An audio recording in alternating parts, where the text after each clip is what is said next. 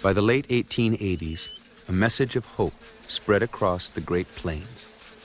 It was called the Ghost Dance, a dance to restore the past when Indian nations were free.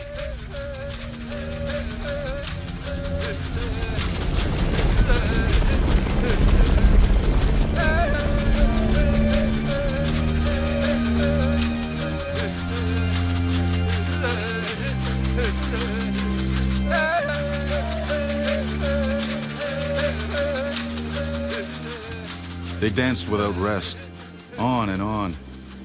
Occasionally, someone thoroughly exhausted and dizzy fell unconscious into the center and lay there dead.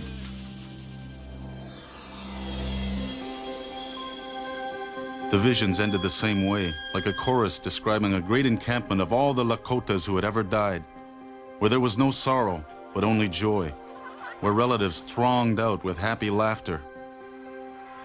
The people went on and could not stop. And so I suppose the authorities did think they were crazy. But they weren't. They were only terribly unhappy. Driven off their lands, Indian nations were confined to desolate reservations, dependent on corrupt government agencies for food and supplies. The people were desperate from starvation. We felt that we were mocked in our misery. We held our dying children and felt their little bodies tremble as their souls went out and left only a dead weight in our hands. Red Cloud, Oglala. The ghost dance hurt no one, but as it spread, white settlers panicked. The United States government outlawed the dance. The white men were frightened and called for soldiers. We had begged for life, and the white men thought we wanted theirs. On a mild day just after Christmas of 1890, a band of Hokwoju Sioux, under their leader Bigfoot, left the Cheyenne River Agency in South Dakota, heading for a meeting at Pine Ridge with Oglala leader Red Cloud. Traveling with Bigfoot were 106 men and 252 women and children. Among them was a boy, Dewey Beard, who would later tell his children and grandchildren about that day. Grandpa Dewey Beard being the last survivor, I would listen to what he had to say. In a way, it was sad, and yet it's beautiful because it's bringing back history. One thing that he would say is that had the government left them alone, in time they would have looked outside and seen how things were changing, and the change would come about from within the bands. Bigfoot's band was intercepted by the 7th Cavalry. The officer in charge found Bigfoot wrapped in heavy blankets, dying from pneumonia in the back of a wagon.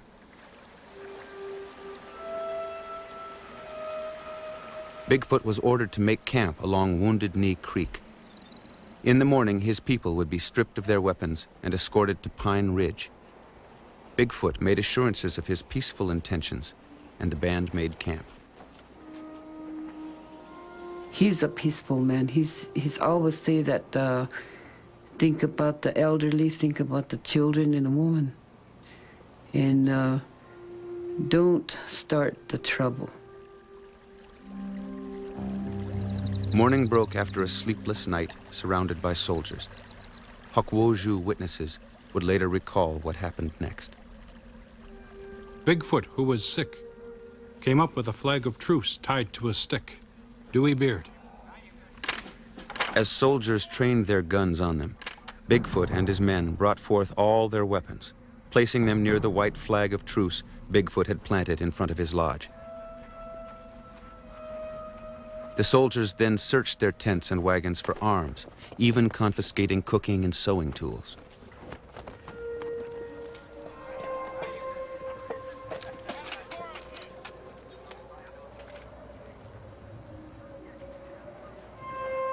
As Bigfoot's people gathered around the flag of truce outside his tent, 4 powerful Hotchkiss rapid-repeating guns were mounted above the camp. I noticed that they were erecting cannons up here, also hauling up quite a lot of ammunition for it. They encircled us like a band of sheep. I could see that there was commotion amongst the soldiers. And I saw, on looking back, they had their guns in position, ready to fire.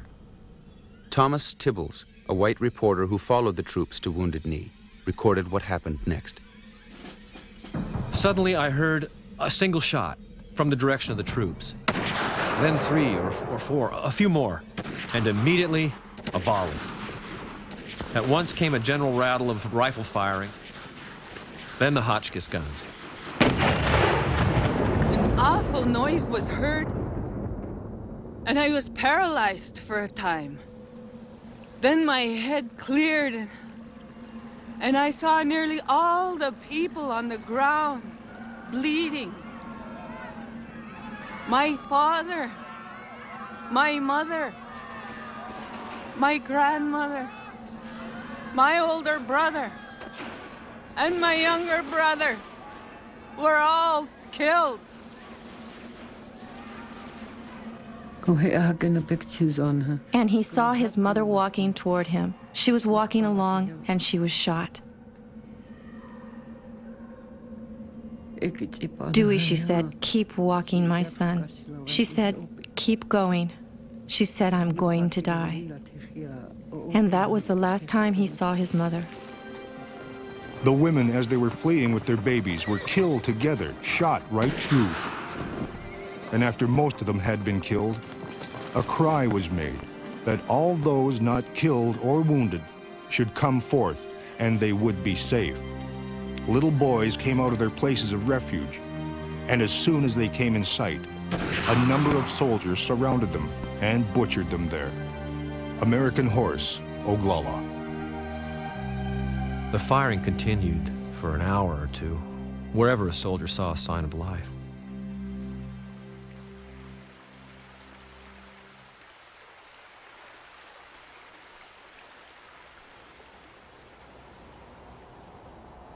With the sunset, the weather turned intensely cold. About 7 o'clock that night, the 7th Cavalry brought in the long train of dead and wounded soldiers and Indians from Wounded Knee.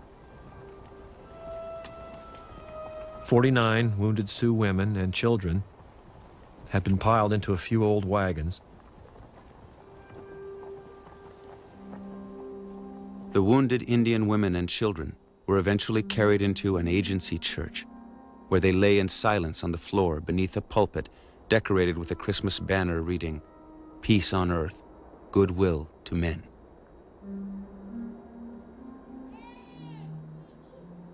Nothing I have seen in my whole life ever affected or depressed or haunted me like the scenes I saw that night in that church.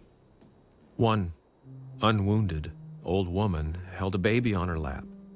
I handed a cup of water to the old woman, telling her, give it to the child, who grabbed it as if parched with thirst.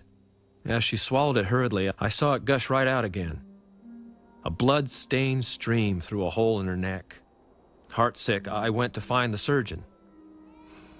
For a moment, he stood there near the door, looking over the mass of suffering and dying women and children. Ah, the silence. The silence they kept was so complete, it was oppressive. And then to my amazement, I saw that the surgeon, who I knew had served in the Civil War attending the wounded from Wilderness to Appomattox, he began to grow pale. This is the first time I've seen a lot of women and children shot to pieces, he said, and I can't stand it. Thomas Tibbles, reporter.